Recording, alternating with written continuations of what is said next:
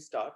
I will, as you can see, that I'm going to continue with faithfully flat descent for some more time, because there is a very important theorem, or rather it's a bundle of propositions which I wanted to talk about, but you will see that it has a lot of technicalities. So I could not do it in my previous lecture. I want to do it now, and after that I'll introduce some basic homological language, because we have not yet discussed the homological criteria for flatness. You know what that is. That means involving the derived functor called Tor. So in order to talk about that, we need to create some basic background in homological algebra, which I think you all know, but it's still good to run through these ones. Okay, so first I will talk about this. Now let me tell you first of all that here this has many small checkings which is to be done. Okay, so you will see that very frequently this E stroke T symbol would appear with a green color, which only means that you will try to settle it, although it is in detail. Don't think that there is any gap in the proof or anything, but you know, there are some obvious checkings which need to be done. Anybody who is reading a proof like this. Okay, so do it, and some of this will be added to the tutorial sheet. Joydeep will discuss it tomorrow or at some point of time, and you will see that I also plan to share with you a supplement where there will be some basic homological facts and also some portions from this. Okay. Okay, so as you can see, I'm going to define what is called locally free. So an R module M is called locally free of finite rank if for every X in spec R, there exists, and I'm using that F suffix X in order to denote that this F depends on X, such that Fx of X is non-zero. And if you take this MF, you remember this notation. This is the S inverse of M, where S is the multiplicatively closed set 1 F, F square, and so on.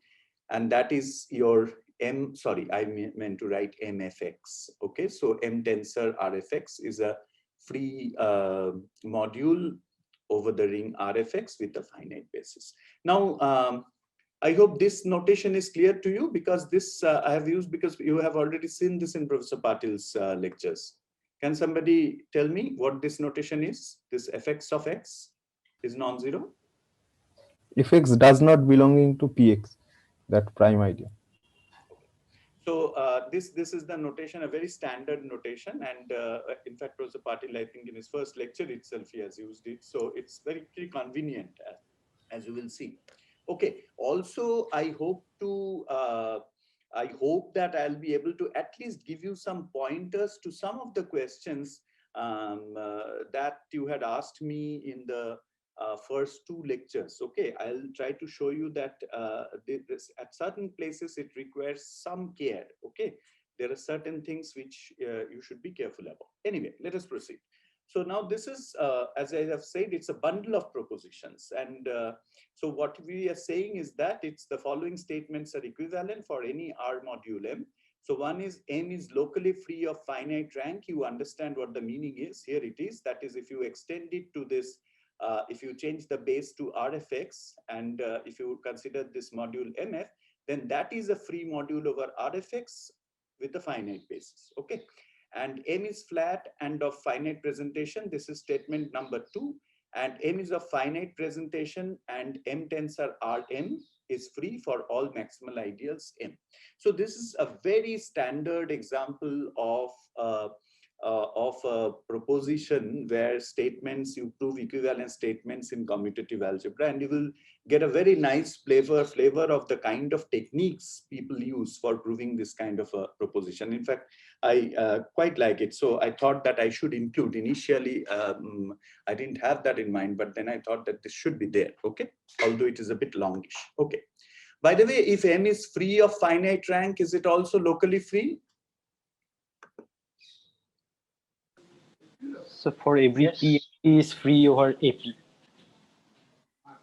I mean, I didn't hear you clearly. What is it? If M uh, is free of finite rank, is it also locally free? for every primordial P, MP is free over RP Mhm. of the same rank. So I think Yes, but the point is here still you would like to see this local is in sense of an element in R. So would that also go through, obviously? Assuming if that M is free of finite rank. I take any F outside that primordial, then I think MF is free over AF. Okay. Now, do you think the converse would also hold?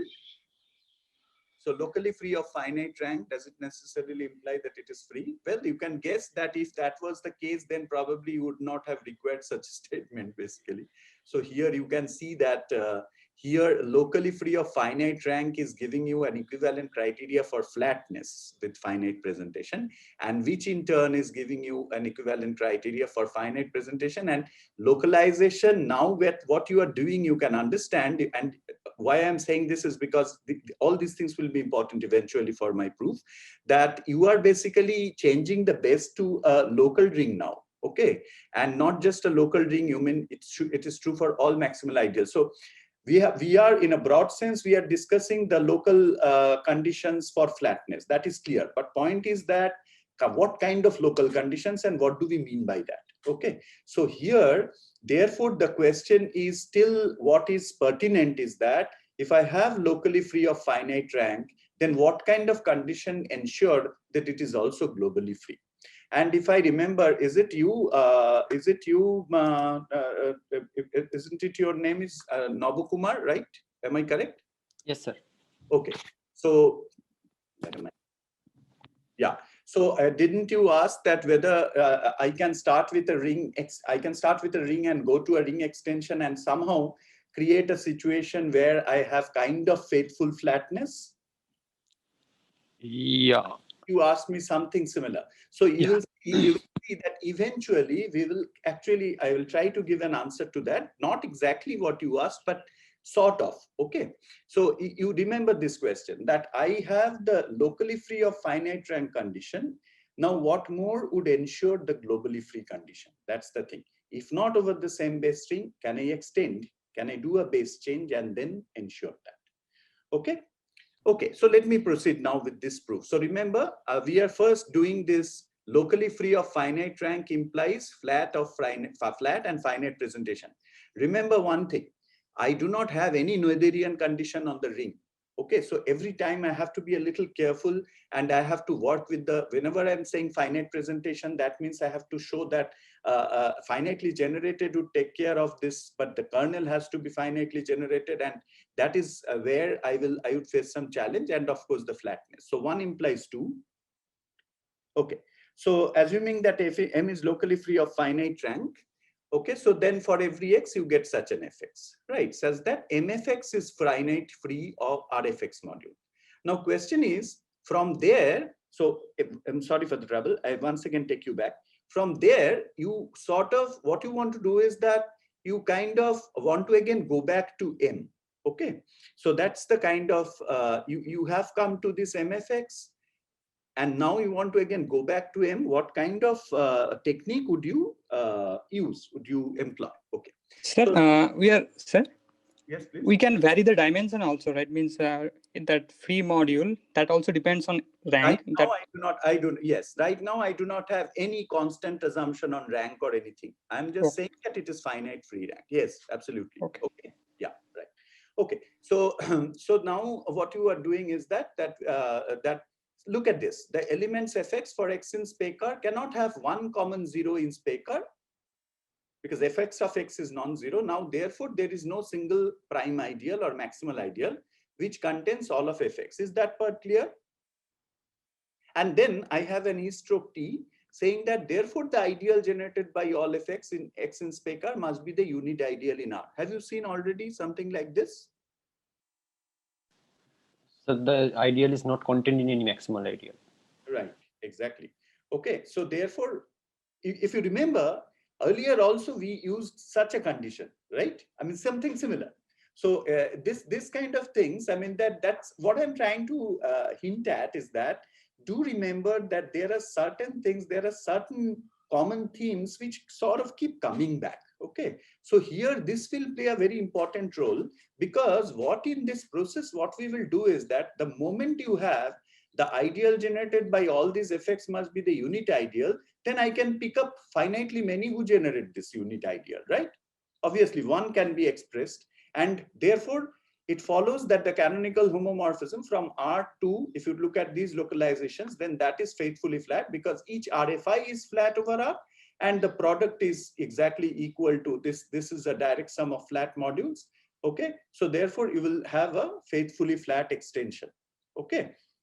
Now, please, I have already said this, that there are certain small checkings which need to be settled, which need to be finalized. Please do that. Don't skip. Every time I cannot possibly put a green line, but wherever I put a green line, that means it requires a proof, and more than that, there are small checkings to be done here.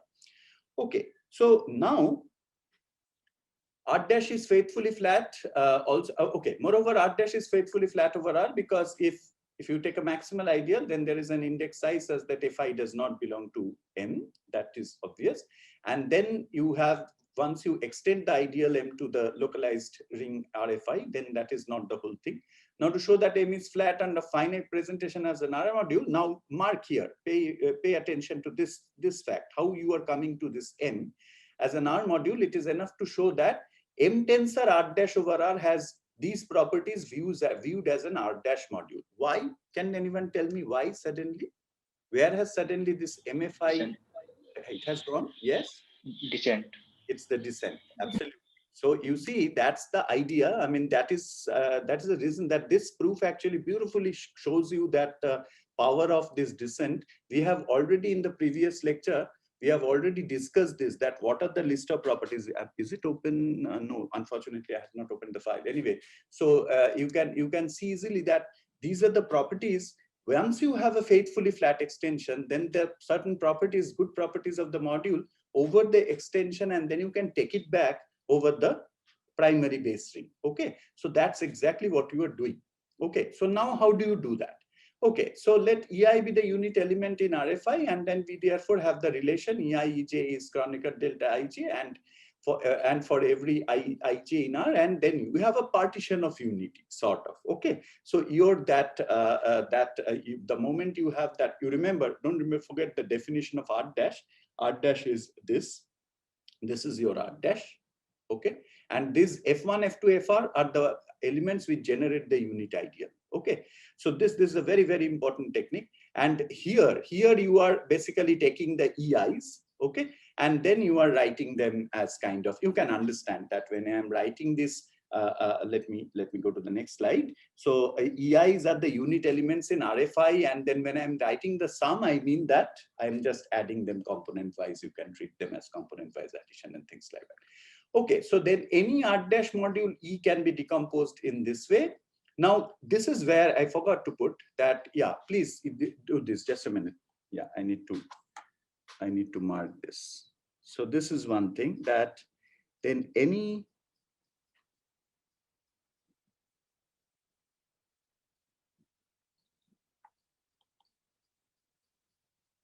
okay.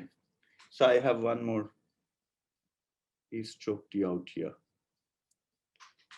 Any quick answer to this? Any quick answer to this? Sir, is it true for any module over a product of rings? A product of rings in the sense? No, I mean product AI. No. You see, you need to have that this is very important, right? This is very important. So you need that EIEJ is canonical delta IJ and this, and therefore you have this decomposition. Okay, so your R dash has to have this kind of a decomposition. That's the main thing. Once you have that, then it is done. So here your R dash is being created with respect to these RFIs, but if you can ensure that, then it is done. Okay, and then here very clearly you have the picture of EIE, that it is basically the extension over this base basically. Okay, so you take this over the RFIs, and this is your EIE. do go through it, because it's a longish proof. So I will be a little, there are certain parts I have to kind of quickly go through, but just verify these ones. If the moment you have a trouble, it's a kind of a treat it as a tutorial problem. It's very important. Otherwise, there will be gaps, and this whole thing will be meaningless. Okay. So see, this what you are doing is that you are using the canonical map from R dash to RFI. By the way, what does this canonical map mean here? Just to make sure. Projection. Projection, obviously, because see, what you are asking is that if I have any such product, whether it is true or not, yes. But the point is, what you have to understand is that what is the role being played by these EIEJs? That's it. Because here your EIs are, these capital EIs are being created with the help of these small EIs. So this is basically what is important here. Okay. So if you take the projection maps, and then you have this kind of a decomposition, and then the right exactness of tensor product, basically, you know what it does. And therefore, this gives us a bijective correspondence, I'm sorry, between R dash module C and the family's EI consisting of the RFI modules. Okay, so so in particular, if you now choose your E, because so far this is a general statement. This is a general statement about any E module, any R dash module E. But now what you can do is that if you take your E to be this M tensor R dash over R, because remember, don't forget what you are trying to do. What you are trying to do is this. What you are trying to do is, we want to prove that M is flat and of finite presentation. Okay, and we are basically having a locally finite, locally free condition. That means this is a condition on MFI. Okay, so basically you have to do some kind of a patching, and with these FIs, you will have to come to this M and use the descent. Okay, so now here, okay, so now here, if you now choose your E to be M tensor R dash over R dash, you know what that is. That's the product of these RFIs. And then we have this E is isomorphic to this, okay, where in this case, EIs will be exactly these MFIs. Now, MFI as a free RFI module is flat, and we can claim the following. Now, suppose, so this is a kind of a small technical point, that M tensor R dash over R is a flat R dash module. Do you agree to that, by the way? Anyway, the proof is here, but you just have a look, a quick look.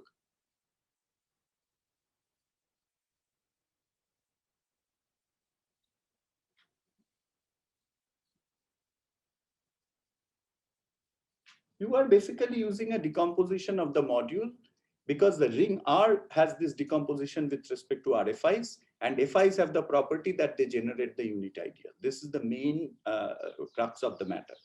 But so what we are claiming is that, suppose this is a flat R dash module. Let us assume this for the time being. Okay. Now, why is this a finite presentation? Suppose it is flat. I'll go back to that proof once again. Okay. So we can write this MFIs as RFI raised to NI, and if you choose N to be the maximum, then you have a map, or rather a sequence of maps like this.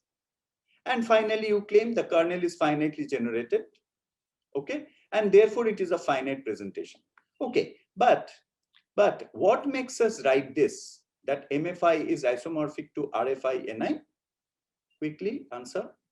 MFI is RFI free of finite range. This is the locally free condition. Okay. So therefore, you have this. And now if you choose N to be sufficiently large, then you have this mapping onto this. What is this map? What is this map basically? Why do you have this kind of a, if I may call it a kind of a factorization? Canonical. The product of RFIs, and how do you take these NIs out? I mean, or rather, I should not be saying this. I mean, what I mean to say that, why suddenly I have this map? Which map is inducing this map, the left-hand side map? So from R prime to the power N to RFI to the power Ni, first Ni terms I will be sending to those EIs, and rest of the terms will be going to 0. Yes. So basically what you have to remember is that, so that's exactly what we used in the previous slide. No, not previous, before that. We said that you naturally have a canonical map from R dash to RFI. Okay, so use that map. All these are canonical constructions. All these, you are not doing anything by brute force. You are not cooking up any map. Okay, so all these will follow from the universal property. That is very important. So basically you have the canonical map out here and use this. And now exactly what you do is that you just send the coordinate wise and see how, where it is getting mapped to. And then you're taking this n sufficiently large. What purpose does it serve? Why did I take this n sufficiently large? So that, you know, it takes care of, so it's the maximum of that, so that you can just push 0 to the rest of the entries. Okay, and this you know already that this is basically your, and why is this isomorphism here? Each MFI is RFI raised to NI, that is okay, but why is this isomorphism here? Can somebody answer? This one?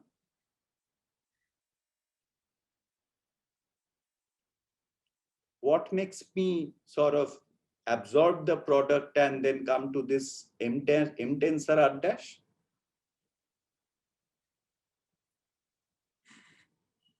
In fact, this is exactly what you have spent. Sir, Base change lemma, sir. tensor commutes with direct sum. Right, exactly. Because see here, your M, what you have done is here, yeah, don't forget this. See, this is the point. This is the point. Okay, so you basically took this module and you then showed that previously, what did you do? You showed that for any such module, as long as you have this. So here, so this was the comment that if you have an R dash module E, then you can have this decomposition. And then you're choose your E to be this n tensor R dash and taking the decomposition like this. And now you do, now go back to this. So therefore you have this tensor over this. Okay, each MFI is RFI raised to NI. And then you take the, how the tensor product commutes, correct, with this product. That's it. Now coming back to this flatness. So the above correspondence extends in a natural way to R dash linear maps. Once again, see, always just remember that from your, I mean, you have two things. So R dash is basically the product of these RFIs. From each R to RFIs, you have, you know, that's a beautiful extension you can think about. But on from R dash to each RFI also, you have this map. So for each RFI to R dash, when you are taking, you just have to make sure that all these maps in a canonical way, they extend to R dash linear maps. That is, always remember this. Whenever you are doing a base change, whenever you are extending the base, you have to see things were originally with the main ring, things were happening over there. After tensor product, things have happened. You have created R dash module, but you also have to make sure that all your maps, all your exact sequences, blah, blah, they are now happening over R dash. Otherwise, all these theorems should not make sense. Okay, so this is exactly what you have to do. The above correspondence extends in a natural way to R dash linear maps, and that a tensor product of this type like this corresponds to this family. Okay, so basically your this you can treat this as a tensor product over these RFIs. And for the EIs, what are the EIs? These are the EIs. Originally, what was EI? That was little EI, capital E. Okay, so this requires a checking. This, in fact, I would like to put a here also.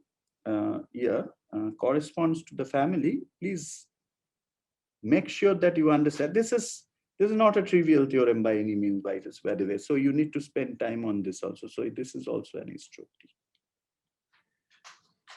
Okay, so what exactly do I mean by this and how finally it settles that? So basically what we are doing is that you have a bundle of flat modules and you know that how flatness behaves with respect to product, sum, blah, blah, blah. So that's it. So question is, the moment you have come to this family of modules, then you have to ensure the flatness. You also have to know that this flatness would not just over the base ring, it extends to these rings, and then you have to check that how it behaves with respect to the product. Okay, so anyway, it's better that you just go through it in detail, and then again we can have discussion in the tutorial session. Okay, so 2 implies 3 now. flat and finite presentation implies that finite presentation is given to you. Then whenever you have this kind of a base change, R to Rm for a maximal ideal M, then you have this is free. Okay, so this is free as an Rm module. Basically, that's what you was doing. M is finite presentation, and this is free with respect to the base change. Now, again, you will see something interesting, that how to do such a thing. Okay, so let us assume that M is flat and has a finite presentation. Start with a maximal ideal, and we show that this is a free Rm module. Now we know that M tensor Rm is flat and of finite presentation over Rm. Are you sure about that? Once again, I have put a green mark here. So since Rm is a flat module. Exactly. Okay. So always you are basically talking about, you just look at the extension of the ring, what kind of extension that is. And that tells you that if you have a module, then how that behaves with respect to that extension when you change the base. Okay. Okay. So still, if you are not confident, I would say, okay, because these are small checkings which are easy but which are important. Okay, so you have therefore already changed the base and you have taken it, you have made a module over Rm. Okay, so you have a flat and finite presentation. You want it to be free. That's the most important thing. So what you do is, so therefore it is enough to prove the following claim, that every flat module M over a local ring is free. Now this claim, although the proof is here, you will be able to read it. Let me not discuss it for the time being. Take it as an exercise or have a quick look. Okay, this is actually a standard fact that over a local ring, flatness implies freeness. Okay, so basically that's what you are doing. That's exactly what I was saying, that the moment you have it for all maximal ideals, then you have shifted the situation to a local ring, and then some good things would happen. So this one, let me just skip. It's for you to read, or just you work it out yourself. If you get stuck, look at the proof. Okay, so if you allow me to do that, then let me see. Yeah, by the way, this is calls for a comment that I have underlined it with a green mark, which is only to say that I'm assuming that you are familiar with these basic homological techniques like snake lemma and all, but because snake lemma would be required the moment. In fact, after some time, I'm going to talk about how the short exact sequence of modules gives rise to the long exact homology sequence, and it required the kernel co-kernel maps, right? So that is snake lemma. But even otherwise, I'm going to put a supplementary material soon, and there you will find all these things listed down with the proofs. Just in case if you are not too comfortable, make sure that you read those things, because we will be using Tor and Next and all this stuff very soon. Okay, so this is basically the proof. So you can see that it requires something. So that's why I'm saying that you give it a try, and then you kind of look at the proof. First, you don't look at the proof. You just for the claim, I think finite presentation is needed, na? Sorry. What? So flatness implies in a local ring, flatness implies free. For that, finite presentation is needed, or just is for any flat model. Yeah, you are right. Actually, finite presentation, I think I should have added it. Yeah, basically, I am assuming that it is a finite presentation. Yeah, because what you do out here is basically a finitely generated, and that is at least an in fact of finite type. You are right. Yeah, because M has finite presentation. True. Yes. Yeah. Thanks. Actually, in the last tutorial, we also saw that for finite generation, it is also true for local rings. Yeah, basically, see the thing is that, see how I have started. So if you have started with x1 x2 xm, then you go modulo m, and automatically this becomes, you apply Nakayama. Okay. Yes. And m can be, you can take that m is generated by them, and then you have to make sure that k is of finite type. Okay. Right. So, right. Because it's a basic, these are the basic homological language that you need that. If you have these as finitely generated, then you automatically have the finite type for this K and things like that. Yes. Anyway, so is there a question? Yeah, so the finitely generated part is giving rise that M modulo MM is finitely generated over R modulo M. Is that Precisely. Okay. May I just move forward, or do you want me to discuss this in detail? I am deliberately not doing it because that will force you to look at the snake lemma. As you can see, this is a kernel co-kernel map which I need, because otherwise it's going to be a little difficult. Please forget, I have no condition on the ring R, so it's pretty general. Okay. I hope everybody is comfortable with Nakayama's lemma and all, because this is essential. Okay. So then the 3 implies 1, that you know what I mean. Okay. So in case if you want me to go back, please remember what we are trying to prove, because otherwise. So you have finite presentation, and when you base change with respect to this localization with respect to a maximal ideal, then it is free. And then it shows that it is locally free of finite rank. So basically then what you have to do, you have to, there is some message, let me see. Okay, I hope you have found your answer. You are asking why there are finitely many FIs. That's because one can be expressed in terms of these elements, right? So it would definitely involve only finitely many of these FIs. Okay, and you are choosing those FIs. Okay, so basically finite presentation and this base change, if it is true for, if it is free for all maximal ideal, then it's locally free. So therefore, what do you have to do? What you have to do is that for you, if you will choose every prime ideal X, and then you have to find a suitable Fx such that you have this after a base change, it's free, correct, with a finite basis. So you see what you do, and you have a condition on the maximal ideal, right? So what you do now, here you will see some nice mathematics.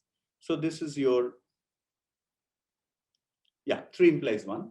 So if you start with a finite presentation, and we assume that this is M tensor Rm is free Rm module for every maximal ideal M, then the claim is, if you take a prime ideal P, and if you put it inside a maximal ideal M, then there is an element F outside M, okay, and of course outside P, such that MF is free over RF. So basically the locally free is what you are trying to show. Okay, so here let us just go through the main steps. So fix a free generating system x1, x2, xm of mm. Now again, see what is that you are going to do therefore. So you have to somehow get rid of this denominator. Okay, so it's clearing the denominator, right? How do you do it? That's the point. So here you will understand the significance of the maximal ideals. Okay, so then there are elements yi in M and si outside M such that xi can be written as this. That is clear to you. Now we may assume that si is 1. Can somebody tell me why? Suddenly, how have I thrown out the 1 si's?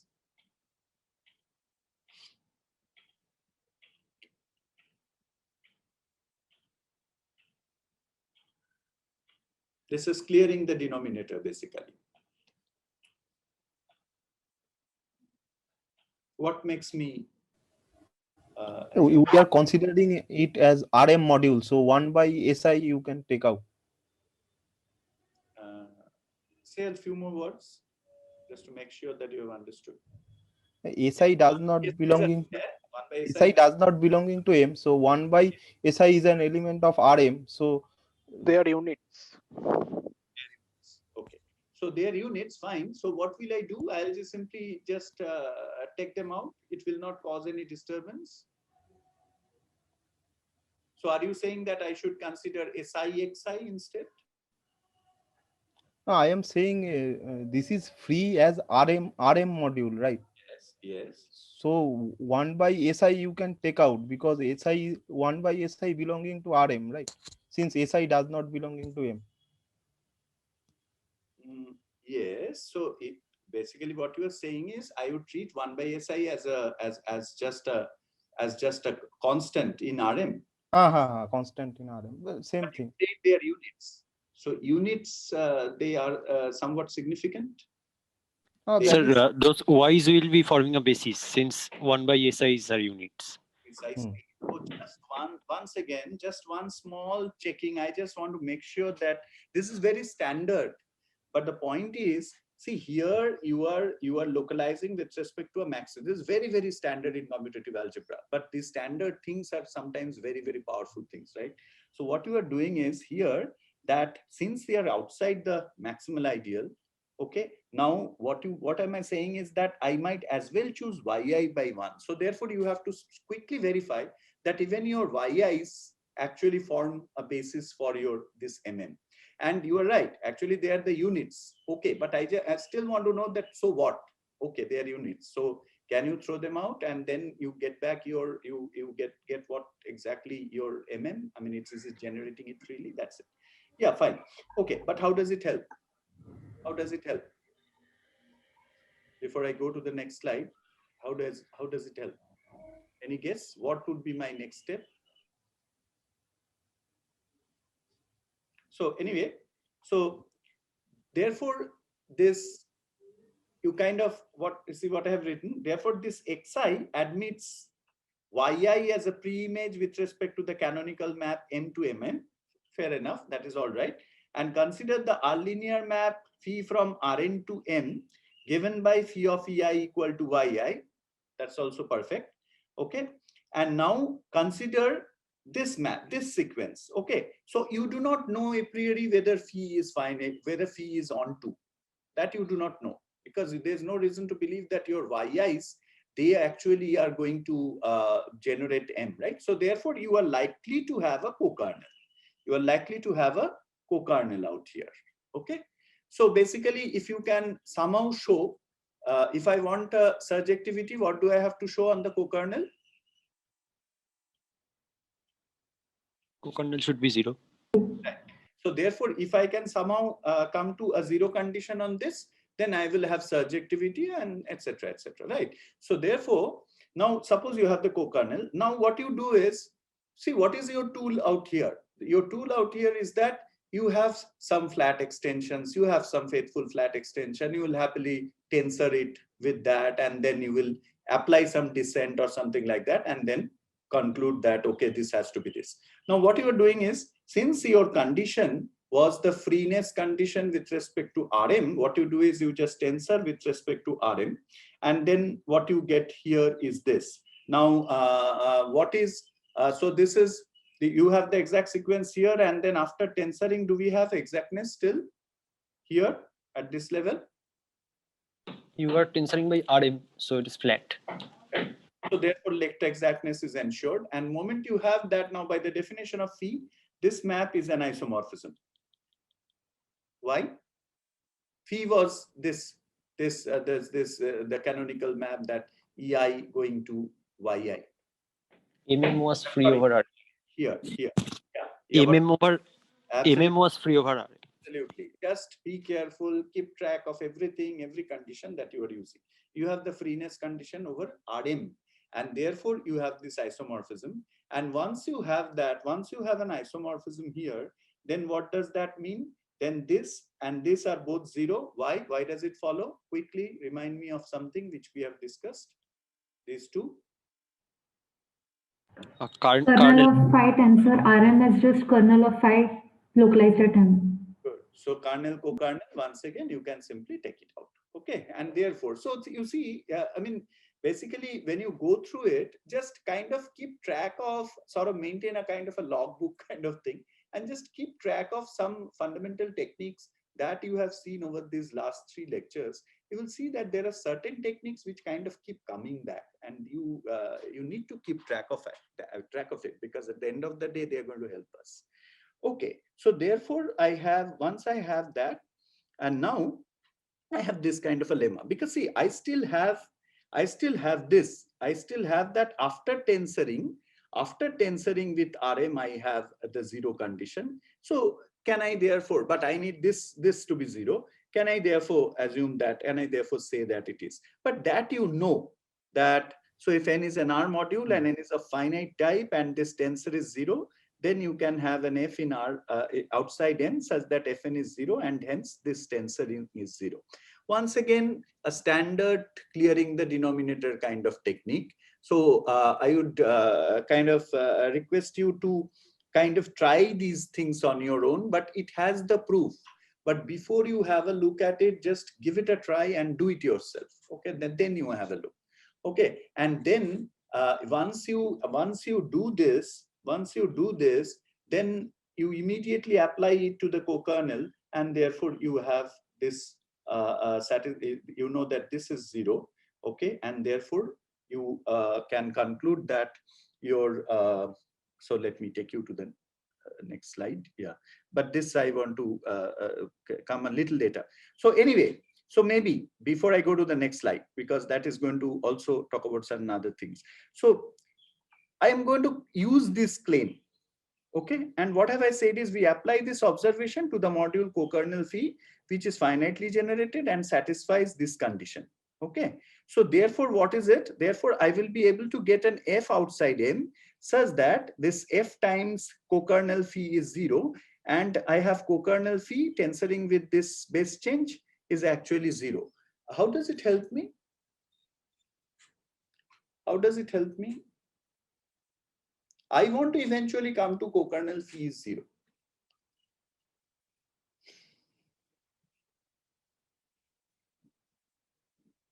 Sir, if M is a R module and MM is 0 for every maximal ideal, then M is 0. No, but here you don't have it for every maximal ideal, right? You do not have the every maximal ideal condition yet. You started with every maximal ideal, right? That is true. But the point is here eventually your M would be what? Let me take you to the first this thing. That eventually your M is just that the P you have started with, and eventually your M would be the one which is containing P. If you had it for all M, yes, the story ends there. Because as soon as you have shown that with this localization with respect to M is 0 for all M, then it is 0. But point is you only have it for this. That's the main challenge. In fact, that is why this whole proof, you know, this is actually addressing to this fact. Yeah, that's a good question actually. So because we somewhere down the line we forget what we have started with. Your M is this P. You have to show what? You have to show it for every P there is an F, right? To show locally free. So therefore, now here this is what you have. Okay. So how do you manage from this point on?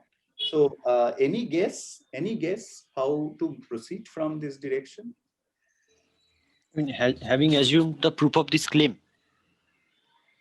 Claim, I am treating it as you assume this. This you will settle it very easily. And also the proof is here. I'm saying that, so you have this claim, you are going to apply it for co-kernel phi as N. And therefore what? Therefore you will have an F outside M.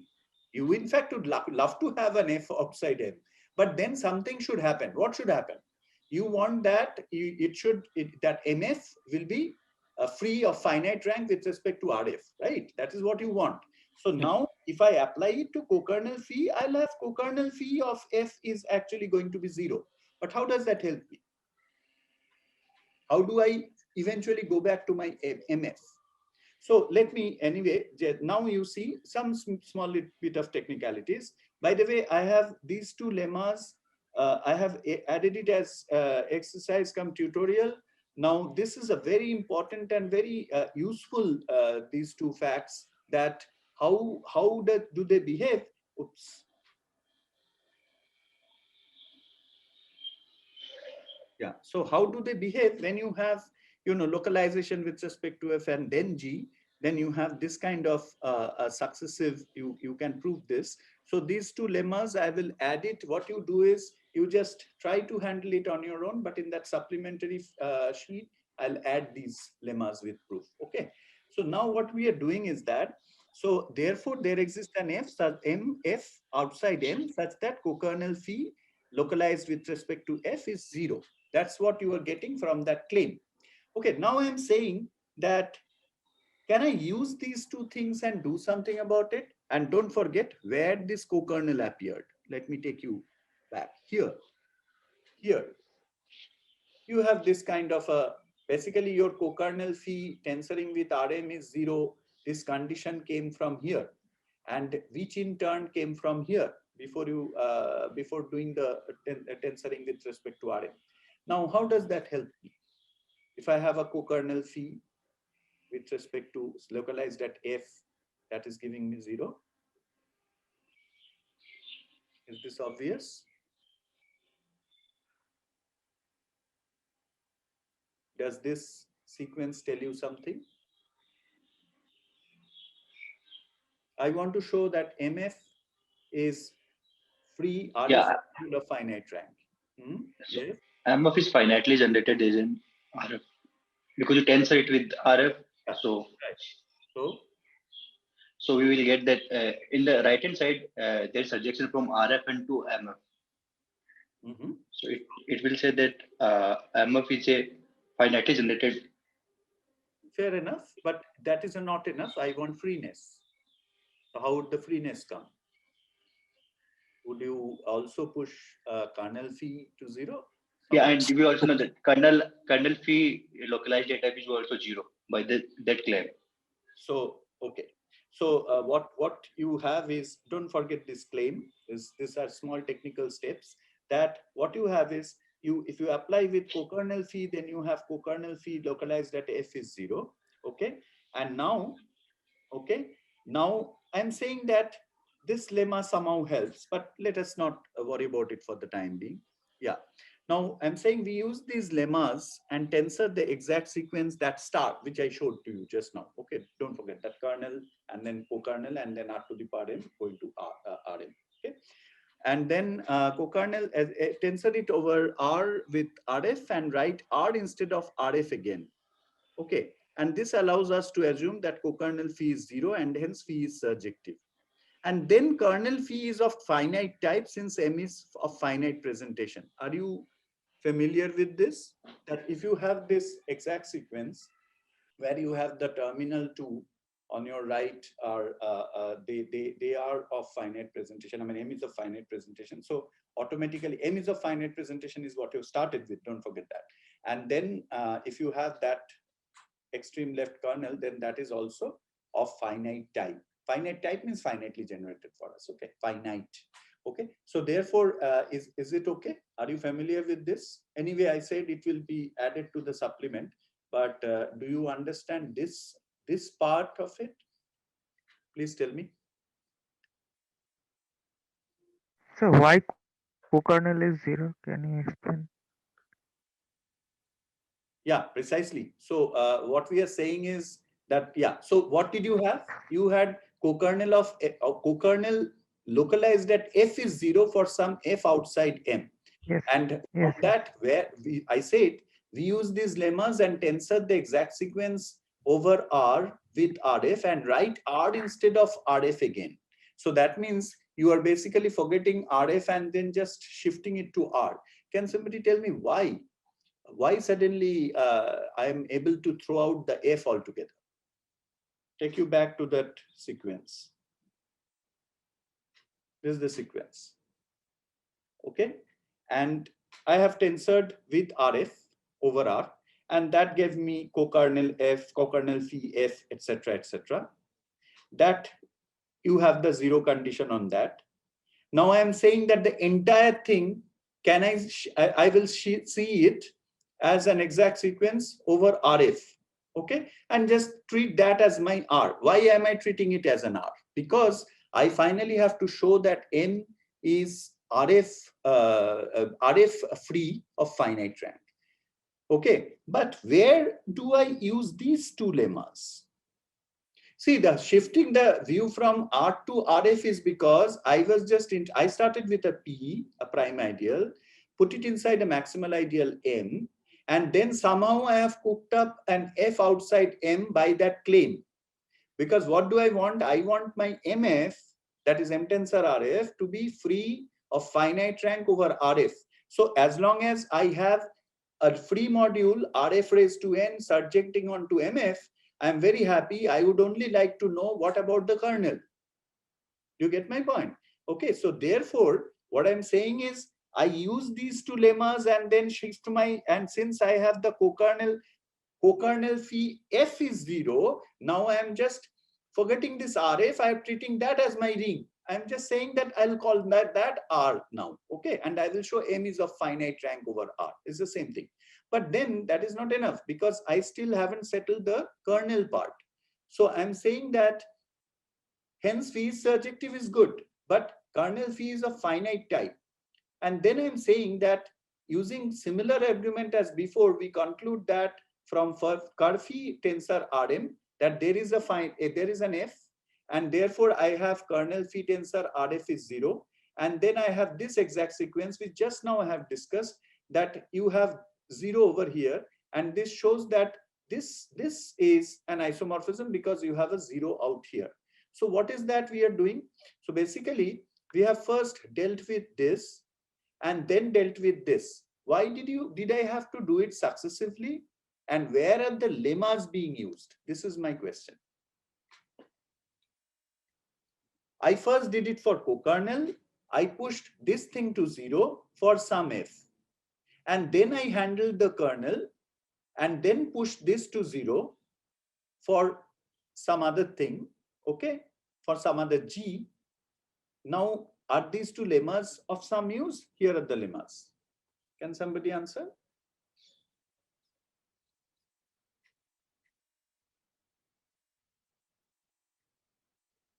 Is this and this, how are they being used?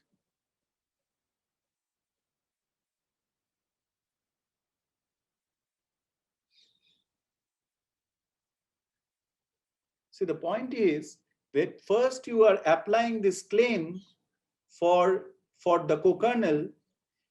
This gives you an f. You push that to 0. Then treat RF as your new ring. Now apply it for the kernel, or you have all the finite type kind of conditions. How do you ensure that? Here it is. Here you ensure that. Okay, kernel is of finite type. Apply the claim again. You get a G, but you have to ensure what? That the moment you have a G, now for the entire thing, you have an F first and then you have a G. This gives you a kind of, you know, how to handle F and G together. And this gives you, ensures that the moment you have an F outside P, which is your, you know, your M in this case, and then you have taken that PRF in the spec RF, now you will take a G, which is outside this PRF. It's a maximal, outside this ideal of yours, okay? And then you have this canonical isomorphism, which takes care of, which gives you an element outside your, this, with respect to the new ring and with the new ideal, you still get an element outside this. That means putting that claim once again, that is your G. And finally, this condition will give you that whether you, if you are doing F first and then G, ultimately it is going to give you this because of this canonical maps, and you have the isomorphism out here, and therefore it would show that you will still have the 0 condition. Okay, so these are the kind of arguments which you need to go through the moment you are doing things successively. Now, this is the importance of this this very theorem, proposition, whatever you call it. Okay, because just by quick hand waving we cannot do, because here the common mistake is that where is it? Here it is. So here the common mistake is that we will do this, we will localize this with respect to RF, and then we will have this some F for which this becomes 0. But what is the guarantee that for that also you are getting the same F such that this becomes 0? There is no guarantee. So therefore you have to do it successively. Do it for this first, then you do it for this, but eventually you still get a 0 condition because of these lemmas. That is the main crux of the matter. Okay, so wait for my proofs. Either you wait for my proofs or you kind of try to prove it. That's not difficult. But point is, more important than the proofs of these lemmas is that how do you use the lemma? So please try to understand this part well. This is very important, that when I am saying that I am now, once I have done it over RF, that F has come because of the co-kernel, then RF is my new ring. I have a new prime ideal, PRF. I will have a maximal ideal. I will get a G outside that. And my lemmas actually tells me that doing with respect to F and with respect to G will not actually make much of a difference because of the isomorphism out here and etc. etc. Okay. So that finally settles that M tensor RF is free. Okay, so please go through it once, and then we will be happy to have more discussions on this if necessary. But yes, it requires a little verification on your part as well, because it's impossible to add everything here. Okay, so now a quick corollary is the following, that if M is an R module, once again, I have just put E stroke T because it's very easy to settle, that if M is an R module and phi is a faithfully flat ring homomorphism, then M is locally free of finite rank if and only if, I mean as an R module, if and only if the same holds for M tensor R dash as an R dash module. Now here comes a very important comment. Although I have put E stroke T, but I don't intend to mean that. I actually a detailed discussion I will add in some form. I don't exactly know. Here at least I have tried to give some snippets of it. So what I'm saying is the above corollary is not true if the locally free condition is replaced by finitely generated free. So obviously you can understand one direction is not going to be true. So that means that suddenly, in fact, one therefore has to find a module M over a ring R such that M is locally free of finite rank but not free, although it becomes globally free under the suitable faithfully flat extension. So that's exactly what I was hinting at the beginning, that in fact you can find a suitable faithful flat extension such that you're locally free of finite rank is here with respect to R, but your globally free condition will come here. So at least this is some construction, some kind of an idea how you do it. Now the question is, how do you find such modules requires a little bit of work. It's not that obvious that how do you find this kind of modules which are locally free of finite rank but not free. Remember, so far I have had no particular assumption on this what do you call it, on the base ring, right? Okay, so here it is. Sorry for this ultra small font, but I just sort of, I was not sure how much would I add, and then finally I just pushed a lot of things. Let me at least quickly read it out. That a sketch of this construction is the following. A detailed discussion will take place in the tutorial session, or maybe not exactly, maybe I'll add it in one of these supplements. That if R isn't, what you have to do is you have to take a Dedekind domain. So this probably you will be familiar with, because Professor Patil is actually talking about such things, that Noetherian normal domain of cruel dimension at most 1. And then an example is the following, that if you take an algebraic extension and if you take the ring of integers, that means the integral closure of the integer ring Z in this extension, then one can prove that that is actually this R is the integral closure of Z in K, that is actually normal and cruel dimension is 1. Okay. And R is finite over Z and hence Noetherian. You see, you have brought in a Noetherian condition. I'll tell you why this will be important, because this is non-trivial. It requires some amount of mathematics, good mathematics. That consider an ideal A in the, this is how you construct the module. So consider an ideal A in the Dedekind domain R. This is one way of constructing them. So such that A is not principal, then for every M in the maximal spectrum, the tensor product is an ideal of Rm, since you have the flatness, and Rm is normal, and by the characterization of Noetherian local integral domain. So this is what exactly, see, we do not know it yet, at least that hasn't been discussed yet, that each Rm is a local PID, and then what it follows is that when you do the base change, then it is principal and therefore free of rank 1 over this Rm. But it can be proved that A is locally free of finite rank, and A tensor R dash is free if we take this kind of an extension. Remember this, the kind of construction we did, but A is not free. So this is a kind of construction which people do for creating such examples. And if you take your ring to be, say, for example, if you take this finite extension of Q, then the ring of integers in that extension would be this R. And there, this kind of an ideal is one example where, this is not principal, and therefore it would have all these kind of properties, and therefore you would prove that it's locally free but not globally free. But when you go to an extension, if you go to an Rm, then you have the freeness.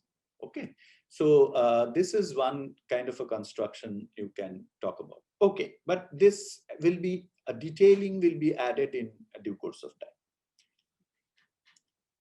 Another, just a few words about it, that in the language of a category of functors, what does faithfully flat do? Because I kind of felt obliged to add it, because there was a question that how is the faithfulness, these names they came about. I still do not have a proper answer to that. But because I only know that flatness was defined by J.P. Ser in the Gaga paper and things like that. So it could very well have a very strong geometric connection, or a French name for that matter. Okay. So, but the comment that whether faithful flatness, actually you have this kind of faithfulness at the functorial level, that is actually true. As we can see, if at the home level, whether you have the injectivity is true, but point is actually something more than that is true. So let me at least add that as a comment, and then I will gradually move towards the homological criteria. That if you use this notation, Professor Patil has not used this notation, probably he used a slightly different notation, but I am just, since I am so far have been following this Bosch's book, it's SCH, sorry.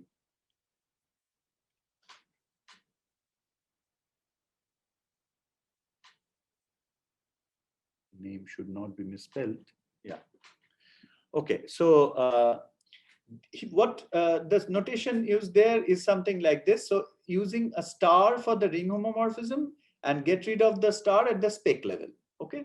So you know that this induces this map that that you have already seen. It's basically just a contraction with respect to P star.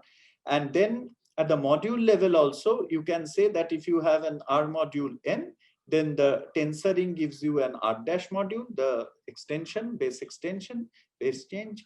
And if you have a module map, R module map, then that also, so a map P star phi is a map at this level. So basically what I'm trying to say is that you can understand that P star naturally induces, it's kind of, you are getting a functor from the category of R modules to the category of R modules. That is clear, okay, through the tensor product. Okay, fair enough. But what is interesting here is that I am not adding any proof to this fact, because that would it would be a very huge diversion. I just want to make a comment that you can actually prove this. What a very important proposition this is, if you want to prove equivalence of categories and all, that if you have a faithfully flat extension, then these are the associated homomorphisms you can talk about at the R module level. Okay. And these maps actually give rise to this kind of a map. Okay.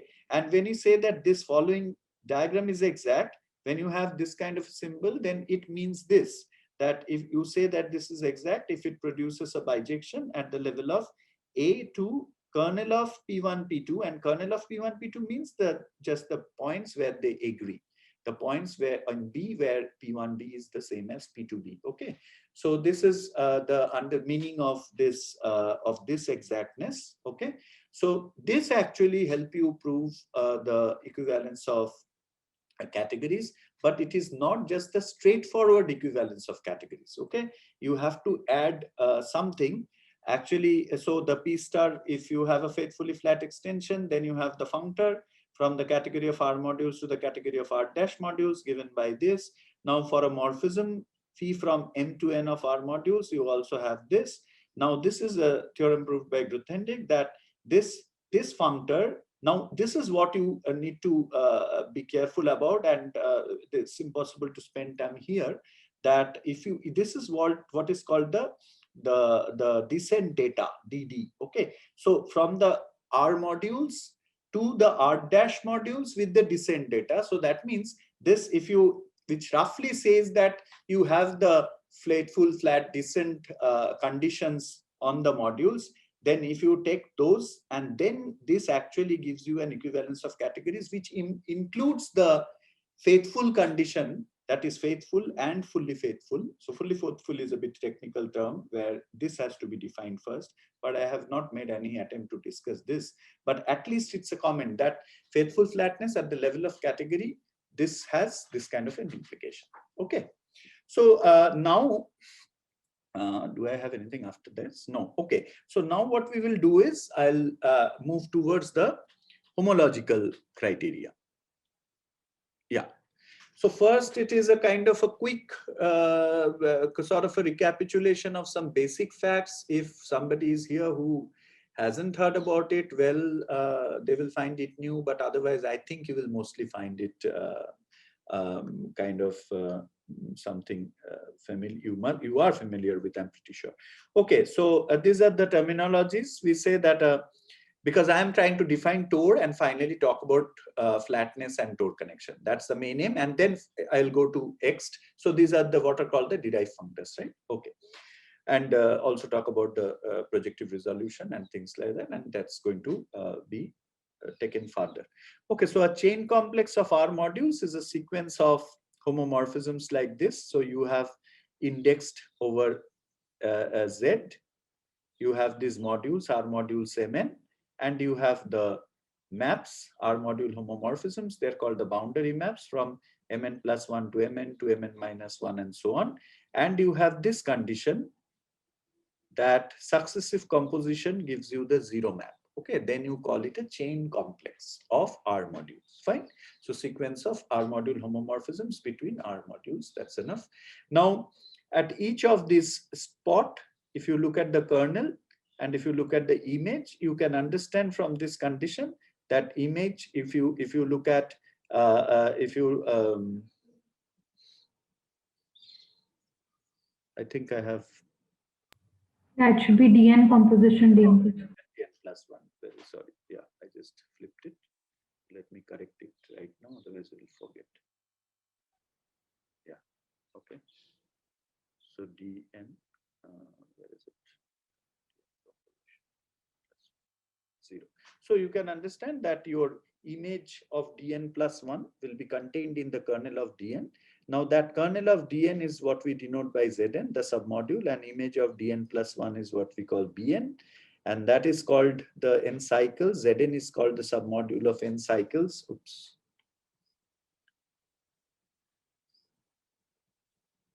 And this is the submodule of n boundaries. These are kind of the standard names.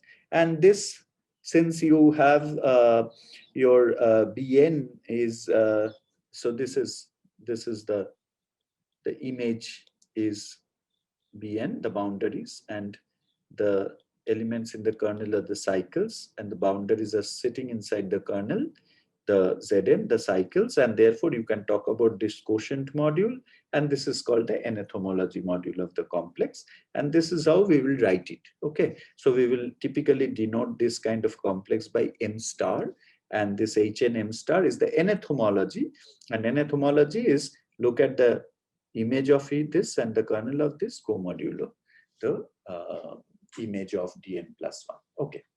Now if you view m star as a direct sum, then we can combine these homomorphisms Dn, because Dn's are operating at the level of Mn, right? And then you can say that D is of degree -1 because the degree is dropping. It's coming from Mn to this. Remember, it's coming from Mn to Mn minus 1. So we often say that this is of degree -1, since D lowers the index of each direct summand by 1. And the dual notion of the complex, so dual notion in the sense, if you think that you are going to apply a home, because they are all R modules and R module homomorphisms, so you know the direction, it would automatically, if you are taking the dual with respect to the R, and then imitating that, you can immediately define what is called a cochain complex, which is in the reverse direction. Here the n is increasing. So these are the maps, and it is from, and usually we use the upper index for a cochain complex and the lower index for a chain complex. And here again, you can assume that, like, you have this successive composition. I should have added it somewhere, I'm sorry. So the successive compositions will be 0. That would be maintained, and that assumption is essential. And similarly, if you take the kernel of this and the image of this, image is sitting inside the kernel, therefore you can talk about the nth cohomology. That's it. Okay. So these are the standard terminologies. Okay. Okay. Now you have, let us set the terminologies first before we start using them. So you have two chain complexes. What is a homomorphism between chain complexes? And we say that this is a homomorphism of degree 0 if it does not change the level. That means F is a bundle of these Fn's which are from Mn to Nn. So Fn is from Mn to Nn, Fn minus 1 is from Mn minus 1 to Nn minus 1, and so on. And these are, you can understand, these are the chain, the boundary maps, such that this diagram is commutative for all n. That's the definition of homomorphism of chain complexes. And similarly, I mean, like, if you want to talk about that for cochain complexes also, it would be similar. Okay. Now this is, so similarly, you can talk about a short exact sequence of chain complexes, namely, just like you say a short exact sequence of R modules. Here you have a bunch of R modules. They're kind of arranged in this order that these are the R modules MNs, and there are the R module homomorphisms, right? Think of this grid, big grid, infinitely extended. And at each level, you have these maps, which are these. So if you want to name them as phi star, psi star, and then at each level you have phi n, that is from mn dash to mn to mn double dash. Okay, and then mn dash to mn is phi n, and then you have psi n from mn to mn double dash, such that this big grid diagram is commutative. So that is kind of understood, right? So this is what you would be calling the short exact sequence. If you have at each level, if you have the short exactness, that means kernel is equal to image. Fine. Now here comes a very important statement, that this is what is very, very important, and this will actually give me eventually the derived functors and everything, that they will come as some homologies, that if you have a short exact sequence of chain complexes, these are the maps, so I have called them F and G. And that gives rise in a canonical way. See, once again, I'm writing this in a canonical way because no reason to apply any brute force. Whatever is going to be your kind of, you will be eventually applying some functor, and that functor would have some, whatever be the universal property associated to the construction, you would be using that to create the map. So that is the idea. So this, we will add a proof of this fact also in the supplement. Okay, I'm not going to talk about this right now, that this short exact sequence of chain complexes gives rise to a long exact homology sequence in a canonical way. What does that mean? That means that you remember, you understand. So these are the chain complexes going. At each level, you have these modules and the module homomorphisms, and you have short exactness at each level. Then from that, you can actually, and these are the sequences, and from that, what you can do is at each of these, for each of these chain complex, you have the homologies, right? Now, how do you connect the homology of, let us say, the leftmost thread to the middle thread and then to the end thread? So that is exactly where you would require the co-kernel kind of a theorem, which actually is the kind of snake lemma, which is given by the snake lemma. Okay, so that's why it is so important. And you get a map like this, that you have the nth homologies. Okay, so you can see the direction has not been reversed. It is the same direction. Then you're coming to n-1th homology, because we are talking about chain complexes. So it is gradually dropping, the degree is dropping. And this is the connecting homomorphism. This is what is called the connecting homomorphism. Okay, so the connecting homomorphism. Now this connecting homomorphism is the most important thing. Because other thing you will be able to see from the kernel co-kernel thing, that you will know the exactness, therefore chase the diagram and you will be able to create the map. You just need to check every time that whatever is the map, whatever is the module by which you are forming the quotient, that should be contained in the kernel of that map, and therefore it will give you a map, and so on and so forth. But point is, when you are going from level n to level n-1, then you need a kernel co-kernel homomorphism, and that is exactly what is provided by the snake lemma. So we will add a proof. And then the corollary says that if you have a short exact sequence of chain complexes, and then if the homology of two complexes is trivial, then the same holds for the third complex as well, which is kind of obvious from this, because you can see that you have an exact sequence of homologies. So the moment you have vanishing of two, then you know you will be able to, by the way, when I'm saying that if the homology of the two complexes is trivial, I mean for all n now at least, okay? So that means automatically you will see that because you are having two as these two zeros in the thread, and then it's repeating, and therefore by exactness criteria you will be able to prove that others vanish too. Okay, so these are kind of some helpful helpful lemmas and corollaries which are often of much use. Okay, but now question is okay. So let me still go on a little, and then so this is the example which is going to be of primary concern for us for the time being. Then we will also have some other construction called ext. So this is how that construction will follow. That I'll start if I have a sequence of R modules, and if it is a short exact sequence, now due to the right exactness of the tensor product, we get this exactness. Okay, but you know that the left part is vacant because I do not have any assurance of a zero putting here. Okay, because of the I do not have a flat extension or anything. Now is there, I mean, very loosely speaking, is there a way that I can complete this diagram with adding certain modules? So those are the homology modules exactly. So you will see that they will appear as the Tor 0, and then so this is how it will come to the long exact homology sequence will actually come like this. This will be the Tor 0s, and then I will get these Tor 1s from the the Tor 1 and the Tor 2 and so on. So they will actually come as the homologies. That's exactly what I will discuss this in detail. I mean, just after, not today, possibly in the next lecture, that they will actually give me some criteria. So can you quickly tell me that what kind of criteria I would expect using Tor? Criteria, I mean, connecting flatness. Tor 1 should be 0. Tor 1 is flat. Yeah, but no, don't just say Tor 1 should be 0. I mean, say a little more. You mean for what? For every module, for every what? Yeah, Tor 1 should be 0 for every m double prime. Every flat module. For E to be flat. Say again. Say it again. For E to be flat, we need Tor 1 of m double prime comma E should be 0. And that should be what? For every R module m, that m double prime? Sir, I didn't get. So that should be on who is m double prime?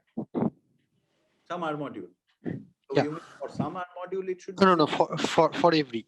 For every, correct. So the point is, now the moment we have said this, this is the first thing that how you connect to flatness. Do you anticipate that something similar can be derived for faithful flatness as well? Faithful flatness, you know what that is, right? If you have the tensor product 0, then this should be 0. Do you anticipate? Just it's kind of, I'm just asking you to guess, wild guess. Because see here, that Tor 1 thing, what he has said just now, that's not very difficult to guess, because here, I mean, you want that to be up, you want a 0 out here, right? So therefore it should be like this, but still, you know, one has to say it a little more carefully, that if you have 0 here, then by the way, if you have a 0 here, does that mean you have 0 all the way up? Do you think that would be true? If you have it for all m, yes, that means what you are saying is all of them will be 0, right? Okay. Then do you have 0 in all these places? I mean the higher torus. Does exactness ensure that? Yes, yes. By the long exact sequence. Okay. Or I greater than equal to 1. I greater than or equal to. If I have for I equal to 1, then whether, so the question, if I have for I equal to 1, do I have it for I greater than or equal to 1 as well? Okay. Okay. So of course it's enough to have for this. So now the question is, therefore, by the way, one more quick question. I'm just sort of preparing the ground for my next phase. That I'm saying that my long exact homology sequence will this one. Starting with a short exact sequence of chain complexes, I can produce a long exact sequence of this kind of homology, long exact homology sequence. And I said I'm going to apply this, okay, in a casual way. How do you anticipate I'm going to apply this? How do you think, what kind of short exact sequence of chain complex I should start with and then produce a long exact homology sequence like this?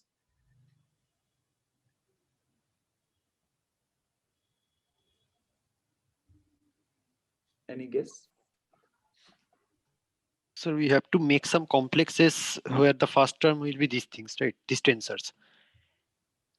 So the first term should be this tensor is not really the concept. I mean, by E will always produce these tensors. That's not the problem. Problem is that if I am intending to use this proposition, what should be my beginning exact sequence of chain complexes? If I am saying that I would put them as my long exact homology sequence, etc.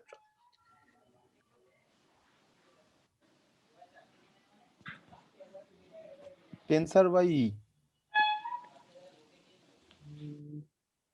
Tensor by E will be complex. Which complex? That's the question. No.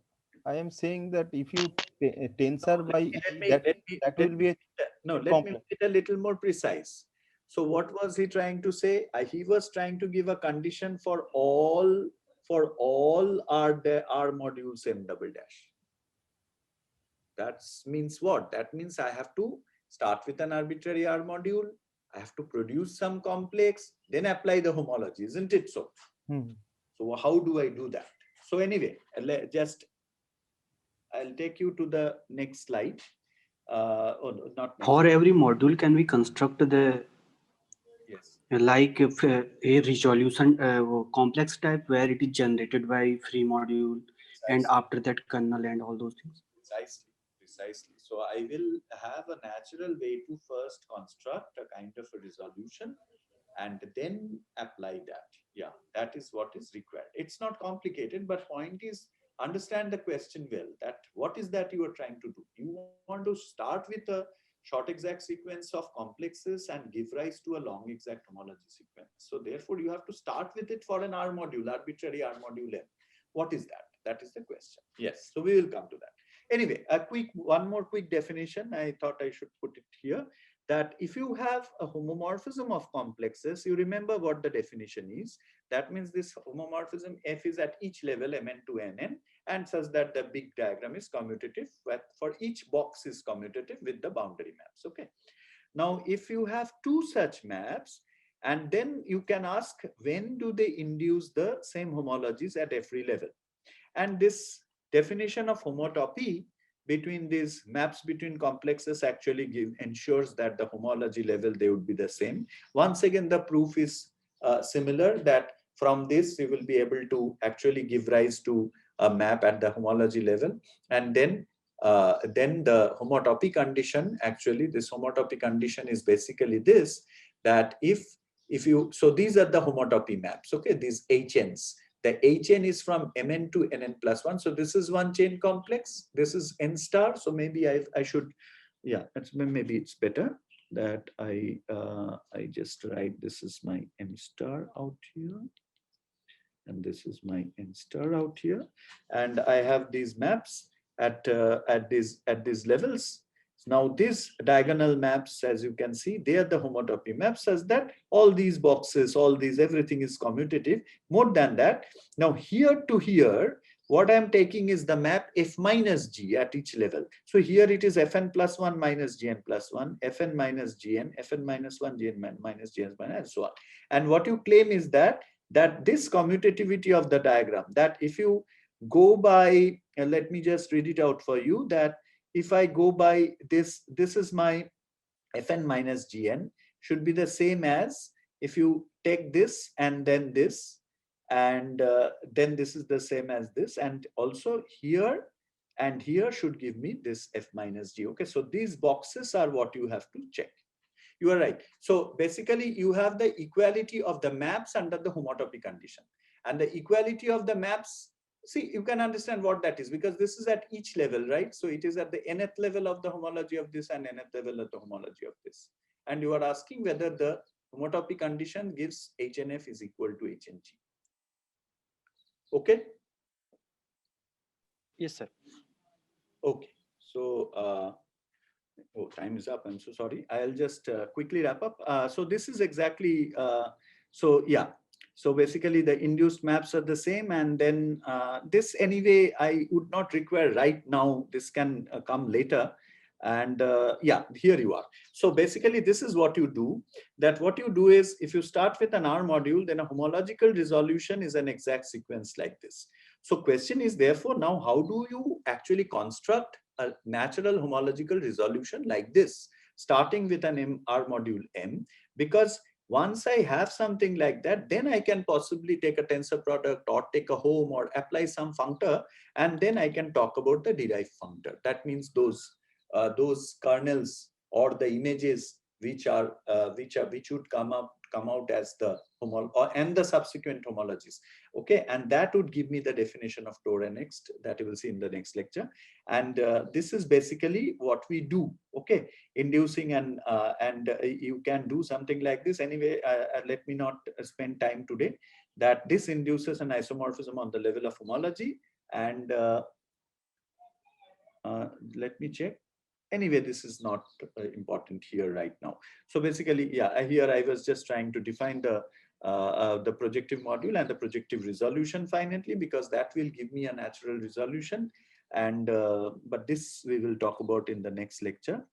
And here, this is the remark that if you have a covariant functor between the category of R modules to R modules, and if you assume, in fact, mostly think of tensor product right now, that if you also know, we usually call it additive if it is a group homomorphism, but you know we will have a module homomorphism.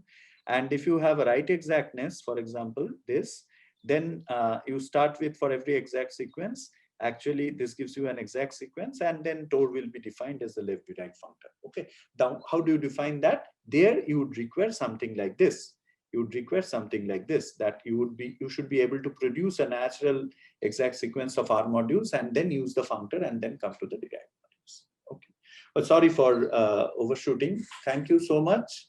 And as I have said, please work with these kind of the green marks, E stroke T's, because especially in that previous theorem, in those equivalence statements, there are some small checkings which need to be done.